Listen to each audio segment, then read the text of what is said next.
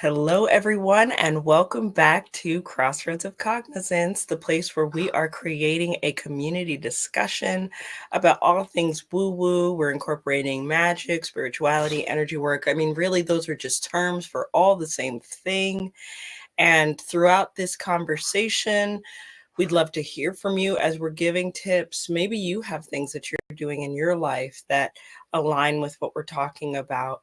And then we're just having like really human conversations as well. What is it like behind the veil as we are, navigating the world as practitioners? We're actually just having a conversation about that. And it's one of my favorite things about Katrina is the level of empathy that Oh, she has for magical and spiritual workers. It's something that I aspire to have in a stronger way as I grow older. But that's on the back end. On the front end, you're still getting that authenticity. And so, share what's going on with you in the comments, and let's again, we're building that community space. We're supporting one another. We are talking about the shifts, the healings, and expanding within with each other. So, welcome back. It's been a week. I was away teaching at a retreat, and that was a beautiful place to be. But I am also happy to be back on this show with Katrina. It was like a missing part of my week last week. oh, that's so sweet.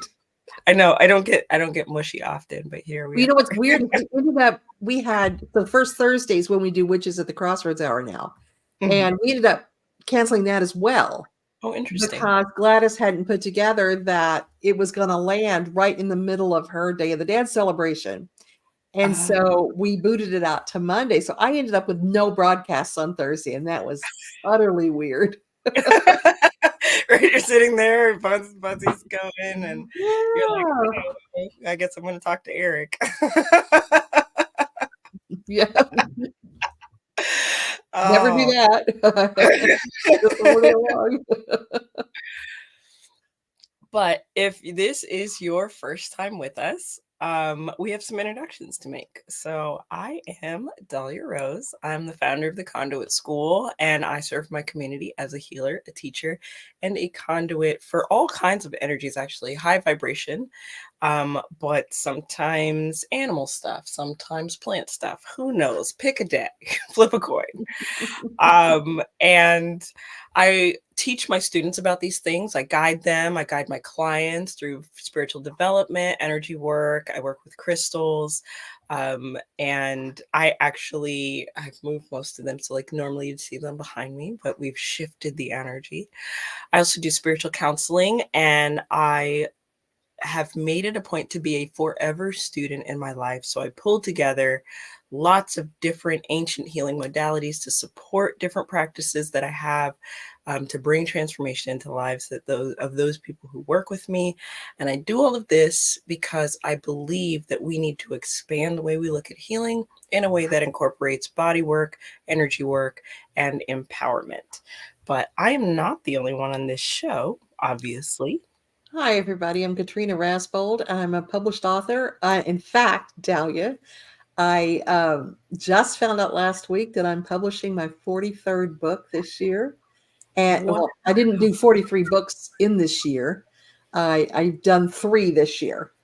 But I am going to start a 4th for the year. And it's my 43rd book, and it's called Warm Hands. And it is about biouniversal healing. Oh So my we're gosh! going to be taking the entire series and squishing it down and putting it in a book. That is fantastic. I mean, that class was combined words. It's Mercury retrograde. That class was life-changing for me. I Oh, mean, that's so just sweet. the techniques, what I could bring to my client base, it expanded and regrounded me. So I can only imagine what that book is gonna do for other people. It's gonna be amazing. Well, I'm very excited to write it. I didn't think I had any more books in me because there's a lot. But I was up at around 3:30 in the morning and I couldn't sleep. And I suddenly realized that this was going to be happening. And it was like I had this moment when I was giving birth to Dylan, my fifth child, Mhm. that my water broke at around midnight, and everybody was sleeping. Everybody I knew was sleeping. And I was just sitting up in bed, drinking a cup of tea, thinking I knew this secret that nobody else knew. And that was because I have really fast birth, that my baby was going to come within a few hours. And it was just such a nice thing. And being a fast birthing mom, it was weird to take time to drink a cup of tea before I even called the midwife because I was having a home birth. And I just sat there and held space for that thing that only I knew and Dylan knew. Wow. And that's how I felt about this book. Because at around it was 3:34 in the morning, I designed the cover and came up with the name and knew the structure and just thought, I'm the only one that knows this book is going to happen. So it was very exciting. And so that's it. So yeah, I'm an author. I also am a witch for hire, and so I do spell work for people, cleansings for people, uncrossings. And my husband and I own crossroadsofoccult.com, where we make and sell our own magical products. So, in fact, I just spent my entire day in the apothecary. I smell amazing right now. And as soon as we're done, I'll leave and go back and make soaps because I'm low on soaps. And I was getting ready to start soaps, and I looked at my watch and went, "Holy shit, I know I've got something I need to do." And so, yeah, that's my day. That's who I am, and that's what I do. So, we I'm were talking about authenticity. And one of the things I love about our broadcast, as opposed to some of the others that I've been on, is that we don't polish, we don't censor, we don't edit our videos. I mean, you get what you get. get what you So get. what we're doing is inviting all of you to sit around when I'm talking to my girlfriend here, and we're just battering back and forth ideas of what's happening in our lives. And what's interesting is we're on episode 92, 92. 92. Mhm. And I think for most of those, the topic that we either had already chosen or ended up choosing was absolutely on track with what's happening in my life, what's happening in your life. And Yeah. even though, talk about the soul bonded sisters that we are, even though we're on opposite sides of the country, the reason we started this show is because just in our chats, we kept seeing so many parallels. And we even had different kinds of shops. Right. They were both metaphysical stores, but they were very different. I mean, mine was just objectively a witch shop. I mean, it was total witch shop. You were super new age with a crystal lean. It was, crystal Very talk. heavy crystalline. It was more like a crystal push. There was involved. And so you were a little bit higher end, a little bit swankier than we were. We're just like, kind of, you got to burn a candle for that. I So, don't know. You could catch me any day in that shop, and people with me with shoes off. They were like, "Oh, you're not supposed to wear shoes there." No, we're just relaxing with tea in our hands, walking and yet around. we had the same experiences, the We same did. trends of who's coming in for love work, who's coming in for protection work. Oh my gosh, it was candles out the yang this week. Yeah. Just and I love that. Anyway, that's what I wanted to say. Yeah. Yeah. And you know, to speak of alignment further, the topic for today has everything to do with um relationship currency. I wanted to make sure I got the wording right. Relationship currency, balancing your energetic checkbook. And I think that played so much into our shops.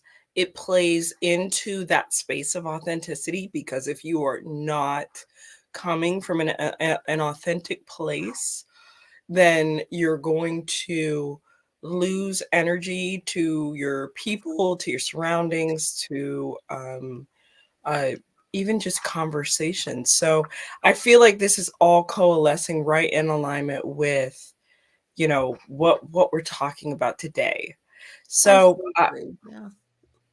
Katrina, this topic was inspired by you. So can you say a little bit more about relationship currency? I can, because this is something that I preach big time to my clients, to my students, especially to my students that are my healing students, because you really have to come from a place of, and I'm going to use the word again, authenticity, and also balance in order to work with the energy of other people. And really, I just feel this as a goal for all of us. I mean, when you look at 2023 in general, it's about people scrambling for balance. They're trying to find an authentic place to stand.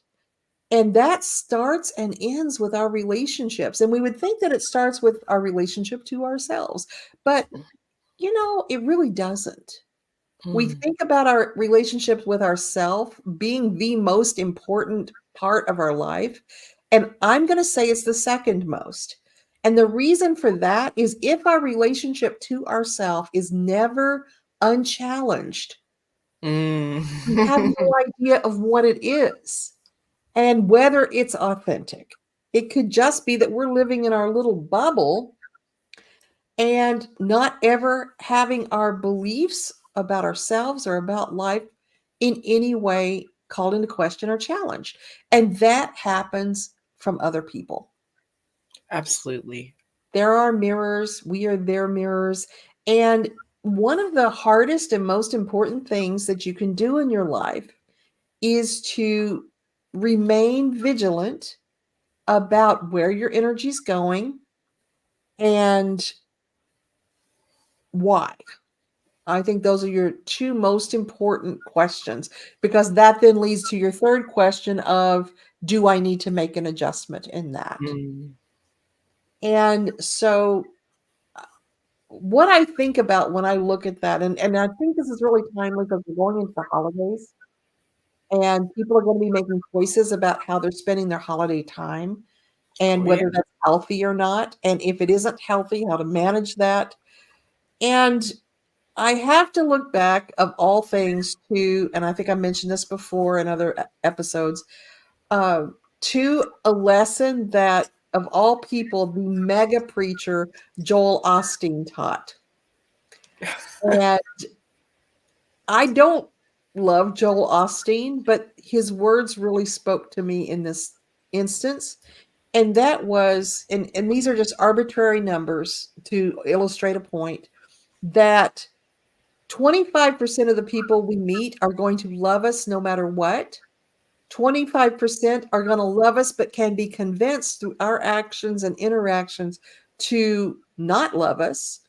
25% are going to not like us, but can be convinced to like us through our actions and interactions. And 25% don't like us, and no matter what we do, will never like us. And so what happens, and it's really hard to accept that there are people that are just not going to like us, either because we trigger something in them, or they had a bad experience, somebody that was kind of like us, or they just don't enjoy our vibe. And that's hard to accept. Well, I'm fucking amazing, what is your problem? And so when we look at where we put our energy, so often we are just running ourselves ragged, working on that 50% that doesn't like us, Mm. to the exclusion of the other 50% that love us. So where should our energy be going? And that's what I mean by currency. What are you getting back for the currency that you bring to the table? And everything in relationships is transactional. It always is. And we can say, oh, I don't keep score in my relationships. You may not, your energy does. Mm. And we often see women, I say women in particular, but men as well, but especially women coming in with conditions such as breast cancer and lung issues because of the interaction of that heart chakra, Yep. and how they are overgiving into a relationship or into um, a black hole of a relationship sometimes where they're just never going to get anything back. And the question becomes, how long are you going to do that? Mm. And the mitigating factors of why are you doing that? You might look differently on, okay, I'm giving and giving and giving into this relationship, but this is my kid versus this is my adult kid who could really kind of pay their own bills versus this is my special needs child who isn't able to take care of themselves. We have different levels of why we give extensively to somebody. And we really just have to decide, are we getting back enough to have a balanced account? And when I put down balance your energetic checkbook, I really forgot we don't do that anymore. And some of our viewers might not know what balancing a checkbook means. So Oh, you know what? I didn't even think about that. we Jesus. just audit I mean, our energetic audit. There we go. yeah, everybody gets Our audited. bandwidth, our bandwidth. Um, touching back on what you said about keeping score, I think that everybody does it. I mean, the moment that you say, "Well, I did this for this person, I don't understand why they wouldn't do it for me," that is a Mhm. score kept. Yep. Or I remember when, so this is the positive bend. I remember when such and such did this for me. That is keeping score. Mhm. And I think that while it is not always a beneficial practice in the vein of balance, it is an opportunity to become aware. So I know, like for me personally, when I show up in a situation, I know what I bring to the table. And it's usually first astrology and then many other things. So when I show up, a lot of the things that I give are just, it is what it is. I don't need anything back. And that, even as wonderful as it can sound, as giving as it can sound, is completely imbalanced. And when we really start to say, okay, well, what am I able to receive? It opens up a whole new corridor of ability to give more, and I think that society has asked us to correct ourselves and to make other people comfortable, so much so that that also creates a focus on that those people that don't like us. And because at some point there must be a way for us to be that will bring everybody on board the ship. And oftentimes, I mean, I don't know if you found this, Katrina, but like once you make one person happy, now somebody else has an issue, and it's just like, wow, there's a weird domino effect of when you are. I find this especially when you're evolving, when you get into a new state. Maybe you've learned something new, you become aware of new things in your energy field or in your mental space or your heart. Then there will be people that no longer resonate with the new version of you. Mhm. And instead of either evolving with you or just making space for the new version, they're just like, I can't be around you anymore. And it doesn't even have to be negative. I mean, I know a lot of students that I end up counseling, they're like, I don't know why this person suddenly has a problem with me. And it's like, because often they enjoyed you in a weaker place. And now that you are getting Mhm. some substance and some power behind you, they are facing their own shadows and their own demons. Um, and projecting, basically. I mean, it Mhm. usually comes down to projecting. So when I think about that energetic checkbook, what comes to mind is also, I'm kind of rambling now, but is a need to um, leave space for growth, and that your volume of balance will change. And it can change with major things that happen in your life, or it can change with the day. You may just not have it for everyone that day. Um, and Mhm. especially in those close relationships, and especially as we're going into the holidays, like, you may be thinking, "Okay, I've done all this healing this year, and I'm ready for Thanksgiving." And when you get there, your body and your energy may say, no." And that's that. Yeah, So, that's true. You know, I see what you're talking about a lot in the weight loss community, mm, where people have been together for a long time. Suddenly, one of the people decides they're going to lose weight to get healthier. And sometimes they'll go through this huge process where they're losing 50, 100 pounds. And suddenly the partner is saying, I don't even know you anymore. And it's because what's happened is they've gotten more confidence. They are feeling healthier, so they're wanting to do more things. right. And so the vibe is very different. And the vibe is different between people when there's a financial shift. Mm, And we see this a lot where one person begins to make more money, and the person who is friends with them, who previously made the same amount of money, feels uncomfortable. And so, yeah, the room for growth is extremely, extremely important. Another thing I resonated with that you said, um, I was taught something one time, and you know how you hear these things and you're like, well, I'm not completely sold on that. But then you start to see all of this reinforcing stuff. And what they said was, as soon as you make a declarative statement, the universe will challenge it. The universe will send experiences that test the veracity of that statement. And I thought, well, that's not really true because we've got law of attraction where what we put out there is what we get back. And I kind of fought with that, but then I really saw the truth of it, which is when we say we are something or something is such and such, we will start to get contrasting information back. absolutely. And that's to find out, is this really true? Is this the exception that proves the law, or do we really believe this?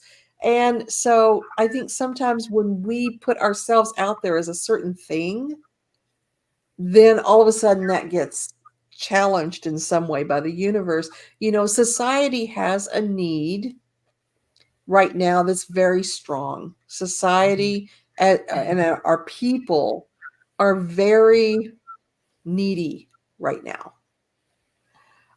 People need attention, people need love, people need reinforcement, and people need empathy, and Mhm. people need a soft place to fall.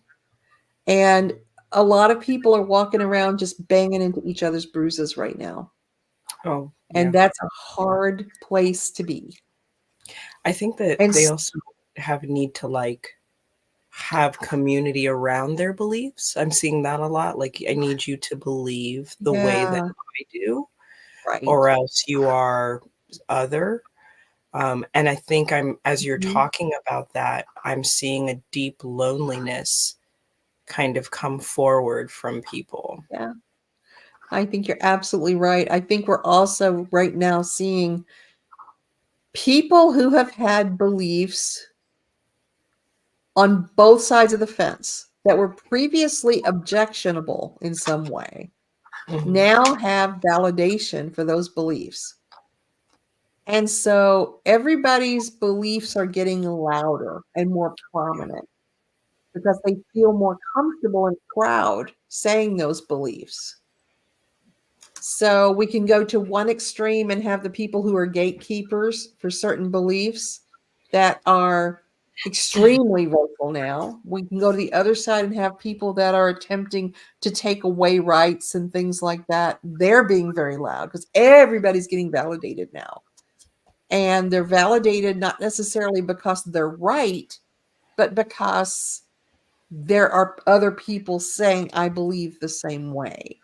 Right. And that is a currency as well. And what we have to ask in any situation or any relationship is, what is the payoff? What's the payoff to my behavior? And you mentioned how with astrology, You come in, it is what it is, you give it, and where's the return, for instance, on what we do. And we have to look at the return as far as, you know what, I'm passionate about this subject. I love talking about it. I love seeing people's faces light up when they get it and when they're on board with it and they're now passionate about it. And I've passed the flame, I've passed the torch to somebody else, or I lit somebody's candle off of mine. That's exciting. It's wonderful. It's rewarding. But the Right. question comes, is it in this class or in this presentation or in this discussion rewarding? Or am I Mm. just tired of talking about astrology right now? It's like you said, it's situation to situation as to what our payoff is. And if our payoff is lacking, then we're in deficit. We're in that energy deficit. And that's when we get in trouble. And sometimes what we can do is the pay it forward thing, where we can say, okay, I do this thing. I'm going to go back to this one thing. I have a special needs child. I don't, but I mean, if I did, that requires so much giving and so much attention. So I have to give into this. What's going to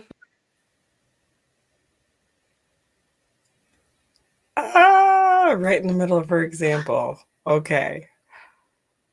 I wonder if she I wonder what's gonna happen. Yes, Heidi. It sort of seems like that. Oh, wait a second. Let me just do this. I have Okay. no idea where in my rambling speech I got cut off because I didn't realize I lost my internet. Well, we were at the middle, we were at the very beginning of your example of having a special needs child where Thank you you. give and give. So my point is, when you have a special, there wasn't much after that.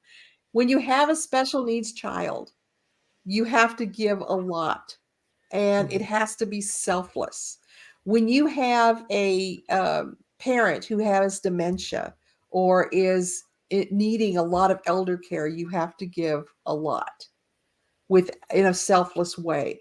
The question comes, what is then going to fill up the cup? What is the payoff? Or is that payoff going to come from something or somebody else? And so that's where you get into the auditing of this, of where are your energy levels tanking? And if they are, what can you do to fill them up again? And I like what you said there as far as like where are you going to fill it up elsewhere? Because I think that also societally and culturally we tend to think and I'm recalling over this last weekend a conversation that was had where a person was explaining how they had a desire for a particular person to refill what they had given them. So they're giving out, they're displaying, they're showing, and they're like, okay, now I need you to pour back into me with reassurance or with um acknowledgement.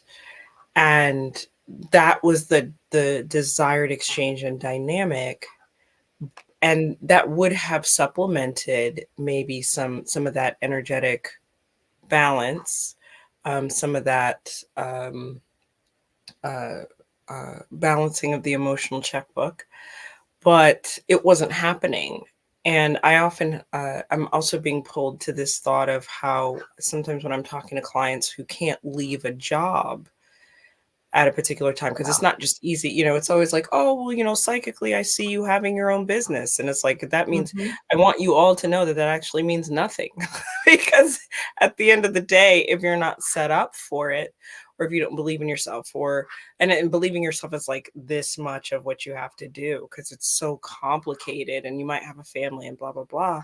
Mhm. um we start talking about, rather than looking for that job to fulfill you at some stage, how do we get you supplemented with something on the Right. weekend, or something along those lines. So I love that the we're having this conversation about how the balancing doesn't have to come directly from the person or the situation.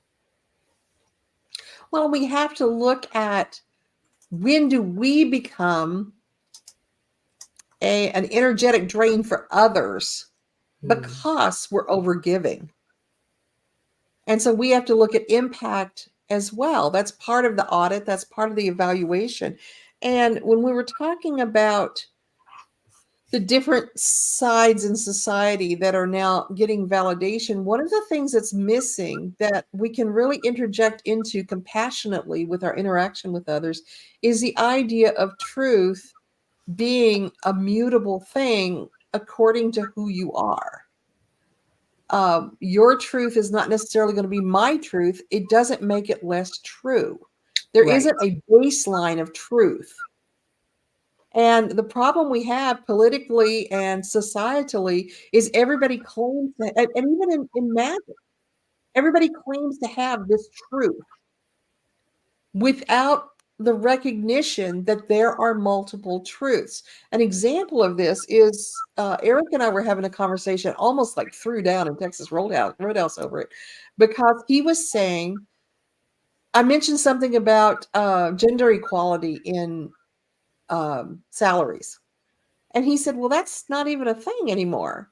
We passed this act and this act, and, you know, women now make as much as men. I was like, oh, ho, ho, ho. I'm gonna stop you right How there, wonderfully naive. buddy. And I went home, and one of the things with Eric is if you show him substantiating evidence, number one, he's very willing to immediately change tracks on his belief. But it has to be evidence from a reliable source. I mean, it's got to be super reliable. And so I have to ask, will you accept Department of Labor information? And so I went into Department of Labor in places that I knew that he would be, would consider an authority, and sent him substantiating information to show that women still make in the same job less than men do. And immediately he was like, oh, okay, thank you for showing me that. So when we look at that, it was his truth because it does not affect him. And he Mhm. does not, he's a white male. He does not have reason to know different unless he goes to look for that information. Right. And so as soon as he heard that, that became his truth. So truth is fluid. It's about what information has come to you. And a lot of times if we're in a position of privilege, we don't really have knowledge of what the truth is for other people. I mean, I don't even know what the truth is for people that are billionaires. I don't know what's real for them. I I've don't not either. lived that life. I've not even ever talked to a billionaire, probably. I don't know. I don't think I have. So, we all have different truths, and we have to, part of our energy is to make room for the truths of other people I think this is a great conversation and, again. for the experiences of other people. So, like when if we have siblings, we can have siblings raised in exactly the same home who had a completely different growing up experience. And neither one is less true than the other. So, multiple truths. That's my point. I've definitely seen that in clients. I've the absolute. I think it's an absolute honor, and that how I end up working with multiple family members within a family unit, and hearing these stories about how like one sister grew up one way and another sister grew up another. Um, Mhm. it really, when you talk about privilege and viewpoints and how these things interact as we move into the holiday season, this is an important take home when you are, say, maybe the person has the privilege to host different people, and I use that term loosely because it's still a heavy burden, because then there's the privilege of just being able to just arrive and not having cooked or done anything. There's so many things to navigate, and if you are trying to put portions of yourself away because there's just no equanimity among the people, multiple truths can't exist at the same time, then you really have to evaluate how long are you going to be there? How long are you going to put yourself in that situation? Because, or if not, how long are you going to put yourself in this situation? What are you going to do afterward to positively influence and put that balance sheet back into place? I know for me in those kinds of situations, it looks like Mhm. a salt bath.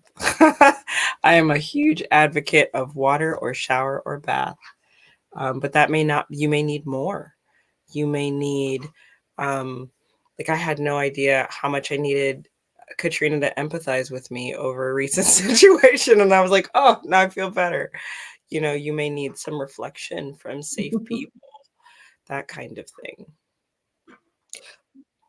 What's great about that is that most of the time, and I'm not talking about dire circumstances, but most of the time, if you are in deficit, as soon as you get what you need, it's an instant heal. Hmm. I mean, you can just feel the life coming back into you.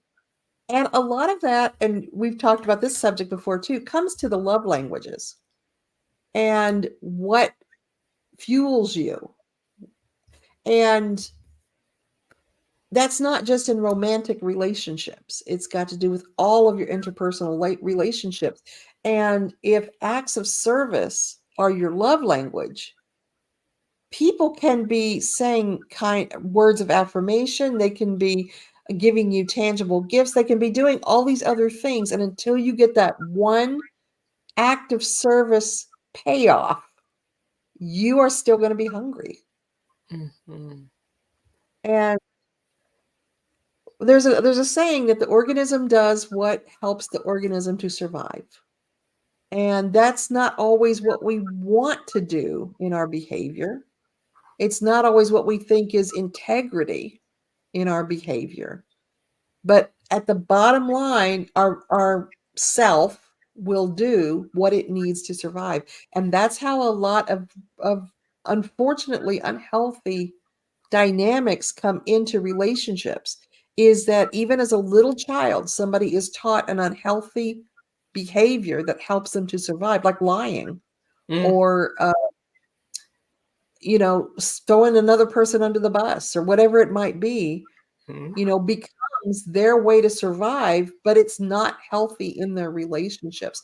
And so a lot of times when we're getting unhealthy dynamics with somebody, we can look and see the pattern of where they established this ability to survive and how it's affecting. That doesn't mean you got to keep them in your life. You don't have to be that compassionate, but you can at least see, I think this is where that comes from. So this is in the context of relationships, currency, and what's being brought to the table. This is a great space to talk about what the negative things that you might bring to the table. And Sure. I think it's healthy to look at those, recognize them, and even maybe having self conversations or reflective conversations with safe people where it's like, have you seen this come up, and how will this impact, or how has it impacted you? And in the vein of it's hard to say, like, if you kind of want to evaluate, okay, is this just me out of balance, or is this a negative coping mechanism, and then moving forward from there. Mhm. But it's not just about the positive things that you bring to the table, because you're a whole person. So what do I Yeah. bring to the table when I'm exhausted? Well, Mhm. fewer words and irritability, or whatever it may be.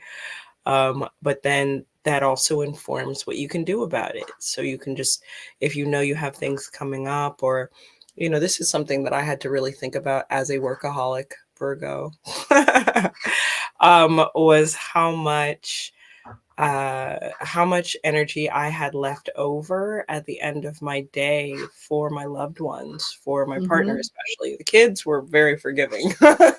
So, but getting into a relationship, it's like, no, I can't give every single bit of myself during the workday and expect my partner to feel supported or to feel loved. And Mhm. so what do it looks like, do I pull back in what I give, or do I have some sort of refuel at the end of my day before I get Mhm. to him? And It's a mixed bag for anybody actually looking for the answer to that question. It depends on what it was. Um, and in the beginning of our state, in the beginning stages of our relationship, he was really good at like recognizing that and then trying to anticipate, like, okay, is she gonna need a bath? Is she gonna need and so it's a give and a take. Like, you also can have safe people around you that recognize that you are not, that your relationship currency is like maybe not what it is or was or normally is, and there is forgiveness in that space, and then they attempt to help you refuel. So um it's interesting, but the point is, I think that I'm trying to make is awareness is key in terms of the negative as well as the positive relationship currency. And that audit is so important for self-awareness of your, with you, not you, Dahlia, but a person, um, to understand what are my challenges and where do I become difficult or challenging to be around. And Mhm. is that something I want to change, or is that something that, it's just a human quality that I is there? And we have to be so clear on that. And a lot of people aren't willing to do the work to admit, look, I know I get crabby when this happens. I know I get defensive when this happens. I know that this triggers feelings of abandonment in me. And that's all the shadow work. That's all the stuff that we have to figure out so that we can be authentic when we're coming into a relationship, not pretending to be something that we're not. Mhm. We get into date mode those first 2 or 3 times we meet somebody, whether it's a friend or a romantic interest or whatever, a teacher, and we're bringing our best selves to the table. We're being so hyper vigilant about not letting our demons out, right away. And so the person is really under a false impression of who we are. And we make a big deal over the fact that, on the internet, people can be anything they want to be. You know what? In person, you can be anything you want to be. 100%. And yeah. So anytime we're engaging new people, there's always a risk that we're not seeing the real self. We've seen so many, especially you and I, with our businesses, we've seen so many people that the person's one way, and the second you get married, they're different. There's this Mhm. immediate personality change that happens as soon as they're married. We have had people come in that say things like, "You know what? My mom was a great doctor, healed so many people, was so compassionate. She was a shitty mom because she was never there for us. She was too busy out there healing the world." Yep. And so you never know what somebody's bringing to the table or what you're bringing to the table until you really sit down and investigate what you're doing and what you're giving back as well as what you're receiving. Those two things are so important. And that's why I call it currency. Absolutely. And imagine, it's November 9th. We have until, what is it, the 24th or the 25th this year. Um, Something. I never really pay attention. I just call me when the food is ready. But imagine having a, like a rough, maybe 5 to 10 minute daily practice of going, okay, let me audit each one of my connections and just see what's here. And do I want to add? Do I want to decrease? Do I want Mhm. to change? And this brings in like a whole new layer of, like you were saying, shadow work. I think it's in the darker months, this is a great thing to move through because we do need so much more authenticity with less sunshine for those of Mhm. us that suffer from, like, issues without there being sunlight or feelings of Mhm. isolation during this time of year. Imagine going through this process of working with your relationship currency to bring more authenticity, which then allows for, like, when you have a rich currency across the board with maybe even just a handful of people, not everybody in your life, that sustains you when you cannot get it from somewhere else. And the question becomes, should it? And I think that depends on your situation, but it's available in consensual, like if you're having a consensual exchange with others, it's available. And I say, why not boost each other with that, so Yeah. that you can life just a little harder, because life is not going to get easier at all. So, Well, and this is something else that's got our ability to give and our ability to receive will also be fluid within us. mm, Like you were saying, day to day. And there's going to be times that a friend is having a really bad time, and you're saying, look, I'm shored up. I can handle this. Let me hold space for you. And there's going to be times that somebody starts, dumping, and you're like, look, I love you, but I'm not placed for this right now. This isn't gonna work for me. And so within people, it's fluid, but people change and people don't change. And one thing I would say about going into the holidays, especially, meet the person where they are now. mm, And there's times that somebody has been abusive enough. There's some people in my life, not very many, but there are some people that they don't have agency in my life anymore. You can't be here. I don't care how much you evolve. I don't care how more human you get. You were shitty enough to me that you don't have a place in my energy field or my life. That I do have those. But there's also times that people behaved horribly for different reasons at certain times in their life, and they're just you can tell they're not that person now. And so the question becomes, do they have a life sentence imposed by you upon them for what they did? And if they do, that's fine. That's your choice. That's your privilege. But are you still punishing your sister for something she said 15 years ago that hurt your feelings in some way? And mm. you can tell that she's in a different place now. Maybe you holding on to those old feelings is what's causing the contamination rather than what she's attempting to give you now to offset.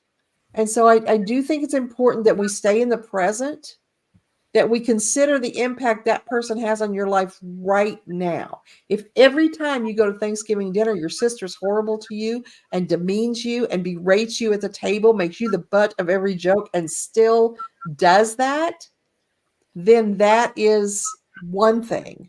If they offended you sometime 10 years ago and you just can't let go of it, that's kind of a different thing. And like Heidi was saying, yeah, other people don't get to decide what your choice is. Now, they can have an opinion on it. My mom can tell me, I think you're being petty about that. She's dead. She can't tell me anything. But I mean, if she were She here, could. she could say, yeah, well, she's got to work harder at it. But she could say, I really think you're being petty about this. You need to let it go. Or my friend can say, look, are you remembering what they did? Are you glamorizing what happened? You really need to look at this. So they can have opinions, but they don't get to make the decision. We get to make the decision as to whether somebody's got space in our lives. And if they're going to be around that Thanksgiving table, you get to decide whether you're just going to go and bubble them out or if you're going to do something different. And from that moment on, it becomes a choice. You always have a choice. Yeah, choice is so powerful. And it shouldn't be predicated on titles either. So No, no one gets to say, this is your mom, this is your right. son, this is your, whomever. At the end of the day, I know I find myself talking to my clients a lot about, well, what if we took the title off of this person who caused Mhm. you harm or impact? Does that change anything for you? And if the answer is yes, I wouldn't put up with this, then you shouldn't You put have up your with answer. Yeah. it. Right. If it's like, well, no, I still feel like, whatever, then, you're on a different track for sure. It really comes to, does this person have value in your life? Now, if that value is in the title, I have a mom, One day I'm probably not going to have a mom. So I'm going to overlook mom's negative qualities just so I have a mom. That's your choice. Now, you mentioned the beauty of choice. Choice is what takes us from the position of victim to being in control of our lives. Is Mm. just a matter of choice. So if we're somebody's victim legitimately and we choose to be around them, that is a choice that we're making. We didn't choose to be a victim, but we can choose whether to continue to have them in our lives. And yeah, physical, emotional abuse, it doesn't matter. Abuse is abuse. Yeah, I think when we start trying to boil down to like what kind of abuse it is, we can sort of like dismiss what's going on. I can appreciate, the attempt to maybe more deeply define things, Heidi. But I think that that can also play into dismissal, and just labeling something as abuse because it feels abusive is okay. So, but thank you for sharing Yeah. that. So, um, okay, we're trying to like read and and Yeah, continue the got that. I conversation. think we covered that. I think we both tried to do it. So there's also the fact that when people are responding to their programming that they have set up for, I guess you would say, problem management, or their set of their set of responses to different types of crisis or different types of feelings. They, by the time you get to be 20s, 30s, 40s, you've got your tool bag that's your responses. And they're often not the responses we want to have or would choose to have. And when we're coming up against somebody, part of getting to know them is figuring out what's in their tool bag. I mean, how are they responding to crisis? How are they responding to good times, even? I mean, how many people do you know that everything's great, but they're just waiting for the next shoe to fall? Oh my God. And so they go into this worry spiral. And those are all coping strategies. Those are all coping mechanisms that have been, these babies were not born that way. This is an adaptive behavior that has been pushed into them. Now, my youngest son was born mad. He just was. And, some people just have a certain cloud around them or a certain feeling around them. But as far as your behavior, it usually is an adaptive strategy. And we have to decide whether to work our way around what their strategies are.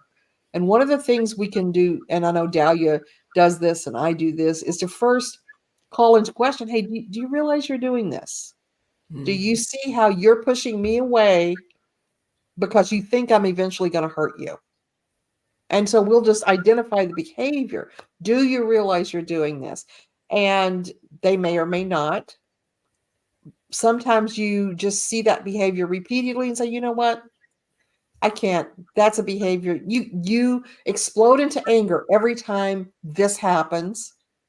And this is a natural part of life that is triggering this. And so I'm not going to be a part of your anger explosions anymore. We can make those choices. But again, choice is the power. Choice is where you take control.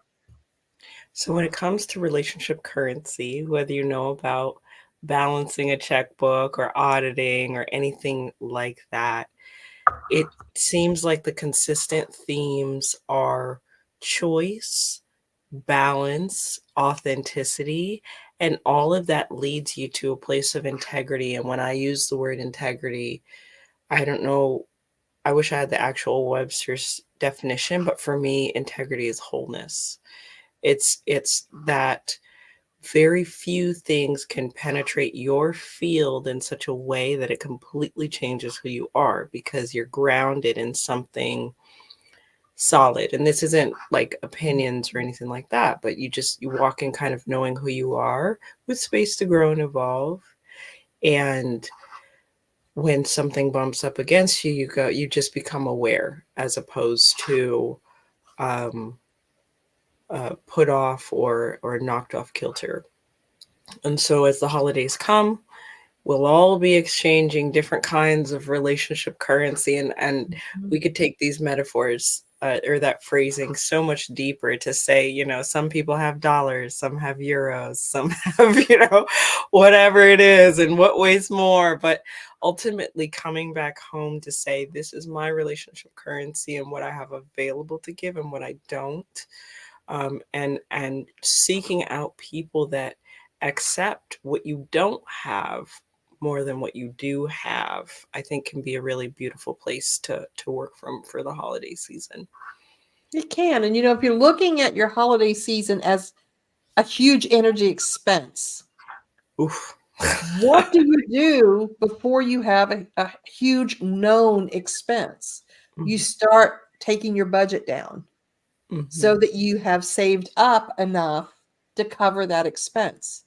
So if you know that being around your family, or even you love your family, but you're the one hosting, and so you're putting out a lot of energy toward that, whatever the expense is, you have to make sure that you're shoring up for even weeks or months ahead of time so that you have sufficient energy to manage what's going to be coming up.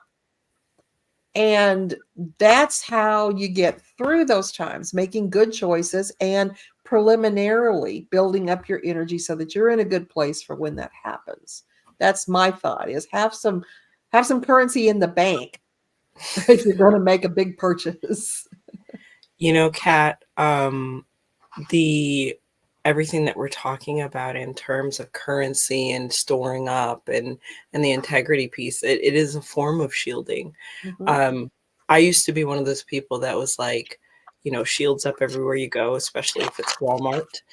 And then through many amazing mentors and experiences, and Katrina being one of those mentors, it's like if you're shielded all the time, you you can't possibly grow into the fullness of who you are. And also, you're going to miss things. What if you're shielded and someone is trying to show you love, but you're just so afraid, or Mhm. maybe fear is not the issue, but you're so protected that you can't receive. That happens. So I love, if you need the shielding, do it. Yeah. And the uh, more sustainable way of shielding is to get into that storage of currency and integrity places. And if you were shielding, were you even there? That's what the Mm. question becomes. And it certainly is going to affect your level of experience. So imagine that you went to a family dinner, but you were in a glass box sitting at the table.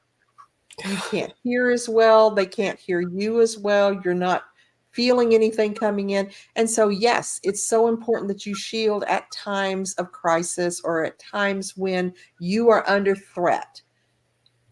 At the same time, if we're having sex with people that we don't necessarily know and we're having a lot of it, we're going to usually involve a condom of some kind or some sort of protective shield there. So it's situational. There's sometimes that being completely shielded is exactly what you need to do. And there's other times that being shielded keeps you from having that full experience, to continue the condom analogy. So you have to decide where the threat lies and whether you are shielding. I know some people that are so fearful that they shield anytime they're around other people. And they're like, oh, I'm so empathic that I can't stand how their energy just bombards me. Then you are never actually having an authentic experience with somebody Right. if you're shielded all the time you're around people, and you're also not flexing those muscles. Empaths often, especially new people that have just realized, hey, this is what's been wrong with me, or this is what's different about me, they start shielding all the time because they can limit what's coming in, but that's not flexing those muscles so that you learn to mitigate what you're receiving. And that's one of the most important things about being an empath, is to be able to mitigate without heavy shielding, Mm. so that you are still out there having an experience in the world. And that's something that really comes up at those holidays, because You don't necessarily want to shield against your mommy and your favorite sister and your favorite niece and nephew, but Uncle Ernest down there at the end of the table just isn't going to get in the bubble. So there becomes this process of monitoring again, where's your energy going and where are you preventing energy from coming in and going out? And you're going to expend a lot of currency trying to navigate specifics in that way. I mean, by the end of it, you're going to be wrecked and sleep for 3 days. But I'm so glad, Kat, that you brought that up. Mm-hmm. That was, it needed to be approached. So thank you for bringing that into the conversation. And very quickly before we finish up, it's not always about abuse. We bring that up a lot because we hear about that a lot in our practice. Sometimes it's just about you just annoy me. You never stop talking. You can't let any air come into the room. It's just jabber, jabber, jabber, jabber, jabber, jabber, jabber. Sometimes it's that somebody has opinions that are not your political opinions, and they're just going, bringing those things up that are offensive to you. So there are different things that are not necessarily abuse, but are still things you want to dial back or shield. And that's also part of that learning curve. It's all a learning curve. Like once there's been so many Our instances life's a spiral. where you're All like, occur. okay, I got it, and then you're like, oh, I don't got it. So, you guys keep up with your relationship currency and your energetic currency and all the things. And while you are doing that, we are going to put this show back in the refrigerator and we will catch you next time on Crossroads of Cognizance. Good night, everybody.